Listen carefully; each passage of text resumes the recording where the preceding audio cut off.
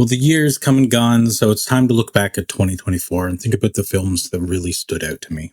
The good, the bad, and the B movies, which I've decided to separate into different videos this year, including a year in review video where I talk about 2024 as a whole when it comes to horror movies, but I'm waiting till after Nosferatu comes out to pick my top 5 horror movies of the year. So let's start with some of the fun stuff.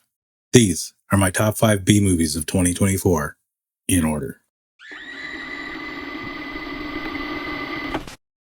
Destroy All Neighbors is a Shudder exclusive about a sound engineer trying to record a prog rock album while he's working at a recording studio when a loud, grotesque neighbor moves in next door that he accidentally decapitates while asking to turn down the music. This movie is gross in a way that reminded me of something like the first half of Dead Alive from 1992, and the loud neighbor Vlad particularly felt like a character straight out of that era of horror.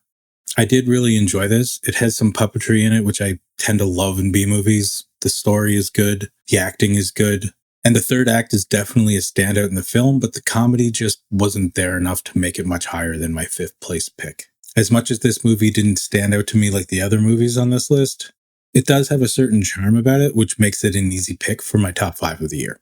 If you've ever had a loud, obnoxious, annoying neighbor, then in some ways you'll more than likely relate to some of this movie.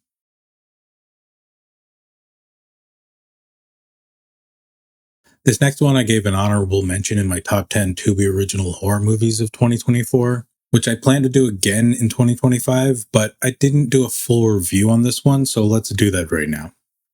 Slay is a Tubi original comedy horror movie about 4 drag queens that get booked at a biker bar by mistake, which ends up getting attacked by vampires.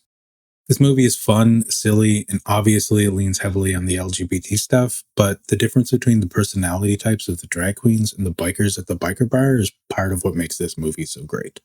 Because they end up putting their differences aside and working together by the end of the movie. As much as I don't like when movies pander towards stereotypes of the LGBT community, there is part of this movie that goes in a complete opposite direction than that, which is one of the reasons why I enjoyed this movie so much and can't put it at the bottom of my list. No matter what side of the fence you're on when it comes to LGBT stuff in movies, this movie deserves you to at least give it a chance, especially if you're into B movies, because it was one of the better ones that came out this year. And I watched quite a few. It's just a silly vampire comedy at its core, and when it comes to the vampire genre, LGBT stuff is not that uncommon with it. The story is good, the comedy is funny. Like there's a scene where they throw sparkles at a vampire, need I say more? It's a fun time, and I definitely had a lot of fun watching it this year. Frankie Frico seems to only be available to buy or rent digitally at this time. It's about a boring person living a boring lifestyle who tries to spice it up a little in an attempt to get a promotion at work. But by doing so, he calls a 1-800 number that summons Frankie Frico and his freaky friends to his house from another dimension while his girlfriend is away for the weekend. I do actually love a bit of puppetry when it comes to B movies, which is actually in 4 of my top 5 B movies this year. But when it comes to Frankie Frico, it's in the whole thing, which is why I really enjoyed this movie more than Psycho Goreman, which is from the same director as well. Steven Kostanski, the director, is a prosthetics makeup artist who's worked on a lot of movies that I've liked over the years, and you can really tell in this movie with how much of a work of art it is when it comes to puppetry and prosthetics. Connor Sweeney truly is the star of the show here, though, with the way he delivers his script while all these puppets are floating around him until the third act when the puppetry steps up a notch. It's definitely more of a B movie than a B horror movie, but it's still fun and something you might want to put on in the background at a party. It just wouldn't be the first thing I'd grab myself, which is why it's only number 3. It's also kind of a Christmas movie too, just not to the very, very end, and it's not really something I'd watch every year over the holidays either. Here for Blood is a Screambox original about a professional wrestler who gets convinced to babysit a little girl while his girlfriend is studying for her exams. But when he does, they end up getting attacked by a cult. This was the comedy horror movie of the year that actually made me genuinely laugh the most. The script is funny with some well-delivered one-liners, and the big strong man protecting this little girl dynamic makes for some wholesome humor along the way. It does have a lot of comical gore, as well as a lot of action in it, like something you'd get from a wrestling match. which is done in a way that gives this movie a silly, fun feeling of nostalgia for the 90s because the masks and the cult are very reminiscent of what you would get from professional wrestling of that time period. I really loved this movie, but the only reason why it isn't my number one is because it's one of those movies that might be more appealing to wrestling fans, even though you don't need to be a wrestling fan to get its sense of humor. It was released at a film festival in Canada back in 2022, but it came out February 2024 on Screenbox the same day it went to theaters. If you like a bit of 80s metal with your B movies, then you should definitely check this one out. Which brings me to my number one. And the winner of the first annual B Movie Awards goes to Street Trash. Is a Screenbox exclusive horror comedy that is a sequel to the cult classic B movie Street Trash from 1987.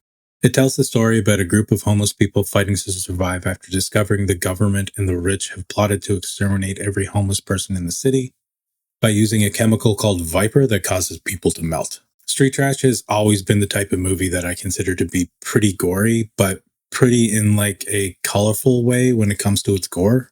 Lots of blues, yellows, bright greens, and other colors that you just don't usually see used when it comes to gore in most movies. So I'm really glad they stayed true to the original in that way.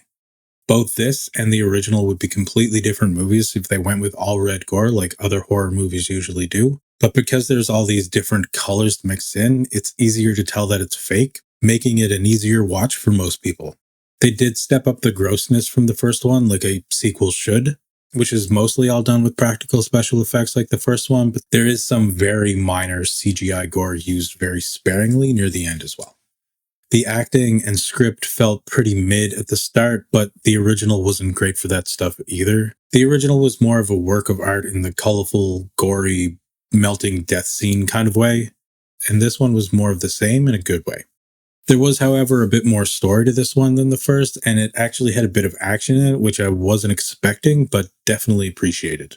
I did get a few laughs out of it. I liked how they made the rich the enemy, and the ending left a little to be desired, but when it's all said and done, this was one of the most grotesque movies of the year for sure. But that's going to be it from me. I will be leaving just watch links in the description below so you can find out where these are streaming in your country. And just as a friendly reminder that I do have my top 5 and bottom 5 horror movies of the year planned, as well as a year in review in the works. So if you're into B movies, cult classics, hidden gems, and horror, or just in the mood for something different than what the mainstream media has to offer you, like and subscribe. And I will see you again in the next video. Thanks for watching, and happy holidays.